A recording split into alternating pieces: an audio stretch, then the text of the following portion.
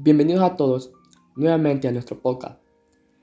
Estaremos hablando qué fue el reformismo al contrarreformismo militar de los años de 1972 a 1982.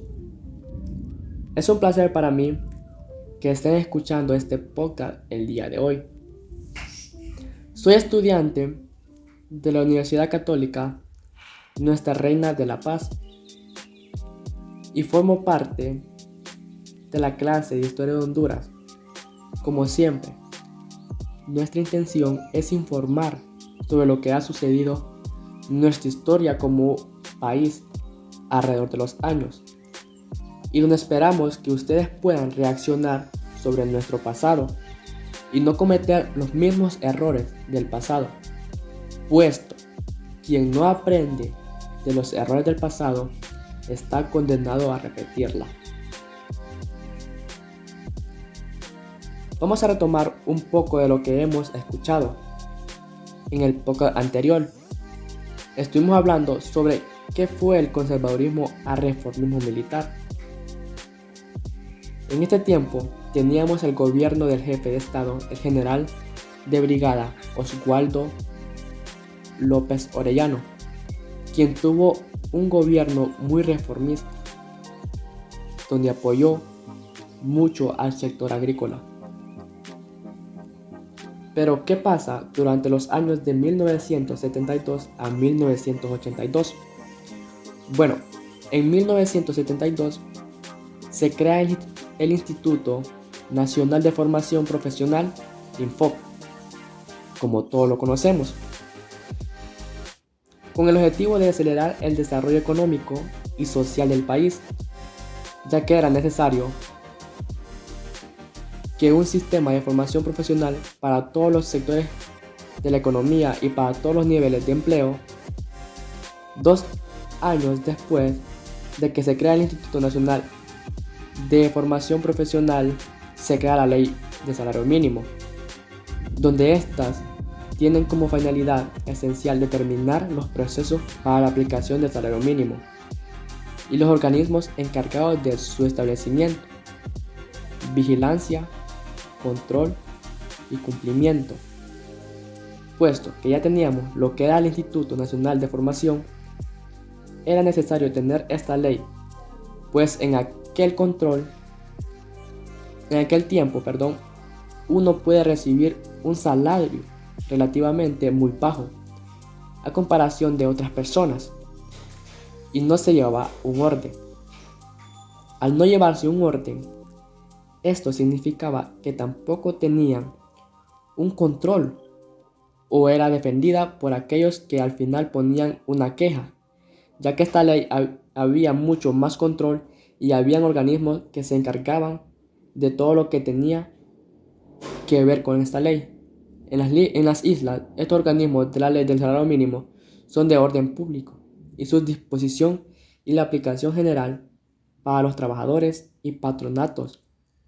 Pero algo ocurre en este año, después que se forma esta ley, bien lo que ocurrió en lo que se despidieron la mayoría de empleados y se destruyeron las cajas de banano de varias compañías extranjeras en el país. ¿Por qué ocurrió esto?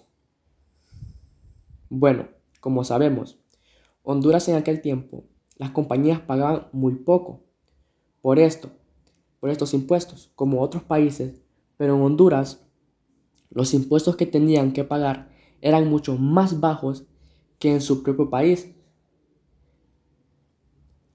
Por eso, venían aquí y al crear esta ley, ellos se vinieron acorralando a tener que pagar más impuestos.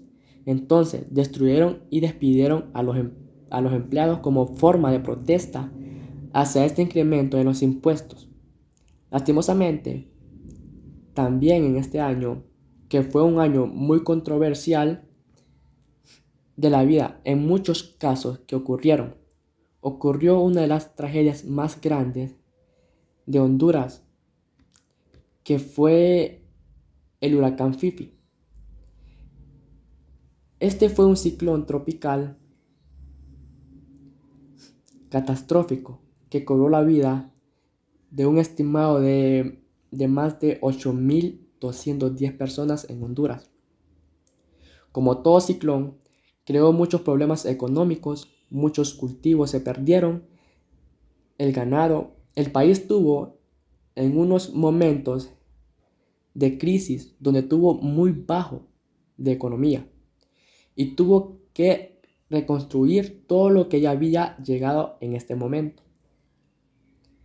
En el siguiente año, en 1975, sale al público un diario que cambió muchas cosas. El famoso diario, la Wall Street Journal, donde se dan a conocer varias denuncias de soborno en este diario y se hace constatar varias denuncias de soborno, en especial sobornos que fueron dados al gobierno del país en ese momento. Sin embargo, este mismo año, el jefe de Estado, el general de brigada Osvaldo López Orellano, da la orden de la expropiación de 2.200.000 hectáreas al Standard Fruit Company, que era una de las compañías estadounidenses que estaba en Honduras. Pero en ese mismo año, también el general de brigada López Orellano es removido como jefe de Estado por presunto soborno de la compañía bananera estadounidense. Y United Brands, entonces se hace el cambio al coronel de infantería Juan Alberto Melgar Castro como el nuevo comandante de jefe de las Fuerzas Armadas. Es ahora el jefe de Estado del país, el coronel de infantería Juan Alberto Melgar Castro. Llevó un gobierno de ideologías difusas, mantuvo la reforma agraria en curso, expresó una tímida voluntad de reformas sociales y prometió la aceleración de elecciones en 5 años. Seguidamente, en este año se crea la Corporación Hondureña de Banano con el objetivo de promover las condiciones más favorables para el desarrollo de las actividades bananeras y obtener una creciente participación nacional en la producción, transporte internacional y comercialización del banano, para así poder remover a las empresas extranjeras que se mantenían en nuestro país. Pasando el siguiente año, en 1976, también se llega a crear la empresa hondureña de telecomunicaciones, normalmente conocida como Hondutel. Al siguiente año, se ve que el proceso de las reformas agrarias llega a tener un pequeño estancamiento, donde no se sabe cómo siguieron avanzando, pero al final llegó a cambiarse y sigue siendo impulsada por el gobierno. En 1978, el general de brigada Melgar Castro fue relevado en sus funciones por representantes de las 3 armas. Entonces, el general de brigada Melgar Castro es relevado de sus funciones por las representantes de 3 brigadas por la acusación de haber tolerado actividades vinculadas con el narcotráfico de miembros de su gobierno.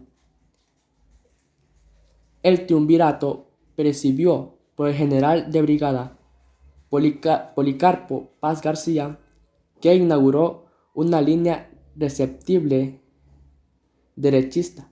Aquí, en general, Paz García es nombrado como presidente